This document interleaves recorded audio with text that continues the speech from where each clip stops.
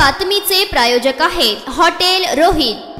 Bharatiya Janata party हा शिस्त पाळणारा पक्ष असून जोपर्यंत महायुतीत जागा वाटप होत नाही तोपर्यंत महाराष्ट्रातील कोणताही उमेदवार घोषित केला जाणार नाही, अशी स्पष्ट भूमिका राज्याचे उपमुख्यमंत्री देवेंद्र फडणवीस यांनी आज साताऱ्यात बोलताना मांडली आहे। खासदार उदयनराजे भोसले यांना सातारा लोकसभेची उमेदवारी देणार का, असा प्रश्न माध्यमांनी उपमुख्यमंत्री देवेंद्र फडणवीस यांना विचारला होता। त्याला उत्तर देताना त्यांनी अद्यापही जागा वाटप झालेली नाही, महायुतीत जागा वाटप झाल्यानंतरच उमेदवारीची घोषणा केली जाईल असे स्पष्ट केले आहे। त्यामुळे साताऱ्याची लोकसभेची जागा कोणत्या वाट्याला येणार याची चर्चा पुन्हा एकदा सुरू झाली आहे।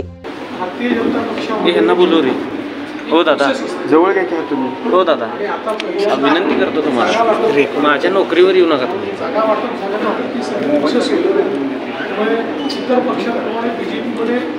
आम्ही भाई काय सगळीच कळेल, आम्ही तुम्हाला सकाळी वरती कुठे होतो चर्चा तुमच्यामध्ये जास्त, तुम्हाला आम्ही सकाळी करतो, तुम्ही आमच्यावर करता।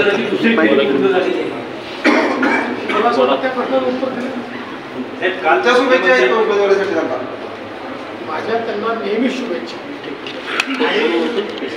असं वाटतं की खरं म्हणजे संबंध आहेत, त्यामुळे मी तर नेहमीच त्यांच्यासोबत। शिवसेनेच्या जागा 3 आहेत, भाजप लढवणार संभाजीनगर। आम्ही आता बसूया, बसून त्या कोणी कुठल्या जागा लढायच्या या संदर्भातला निर्णय करू। एक आमची प्राथमिक फेरी झाली आहे, ती बऱ्यापैकी मला असं वाटतं त्यात आम्ही प्रश्न सॉल्व केलेले आहेत।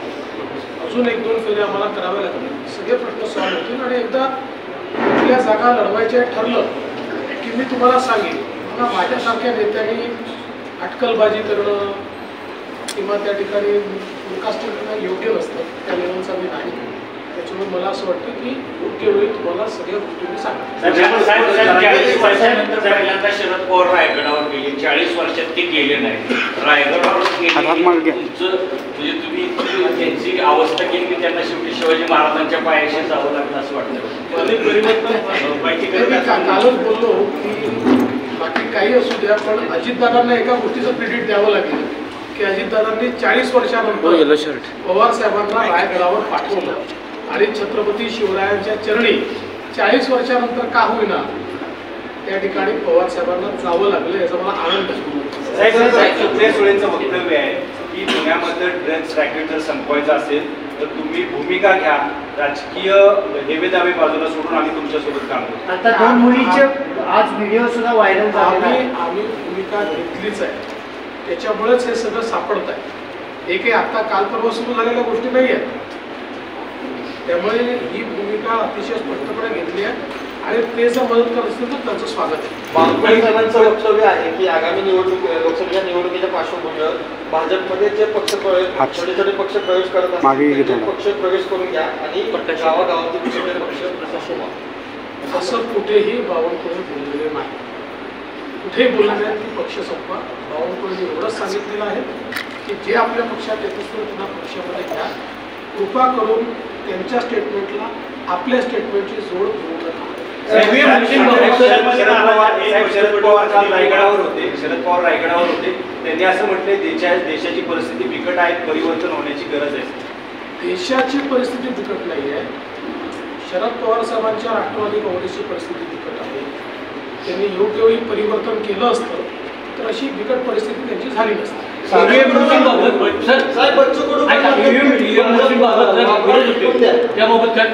मशीनबाबत सातत्याने विरोध होत आहे, मोर्चे निघतात, आंदोलन होत आहे। असं आहे की जेव्हा जिंकतात तेव्हा ईव्हीएम मशीन चांगली असते, हारतात तेव्हा ती खराब असते। इलेक्शन कमिशननी सगळ्या पक्षांना ओपन चॅलेंज केलं होतं, ओपन चॅलेंज। ज्यांच्याजवळ ईव्हीएम मशीन टॅम्परिंग करण्याचं कुठलाही तंत्रज्ञान असेल त्यांनी येऊन आम्हाला करून दाखवावी। एकही पक्ष देशातला हे करू शकलेला नाही।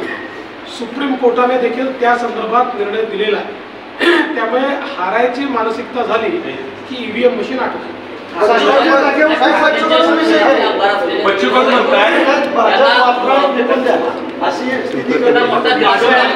बच्चू कडू कधी आमच्यासोबत आलेच नाही, ते शिवसेनेच्या सोबत आहे, असं आहे, ते शिवसेनेच्या सोबत आहे. त्याच्यामुळे मला असं वाटतं कोण काय म्हणताय याबद्दल मी उत्तर देणार नाही.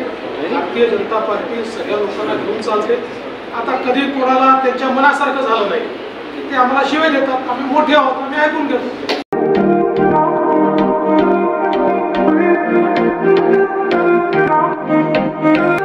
सोलापुरात व्हेज नॉन व्हेज जेवण मिळण्याचं एकमेव ठिकाण हॉटेल रोहित. चवीला टेस्ट हॉटेल रोहितचे जेवण बेस्ट. बर्थडे पार्टी, कार्यक्रम, विविध पार्टींचे ऑर्डर्स ही स्वीकारले जातील. ग्राहकांसाठी खास पार्सलची सोय. आमचा पत्ता हॉटेल रोहित, 7 रस्ता अपोजिट कारीगर पेट्रोल पंप, सोलापूर.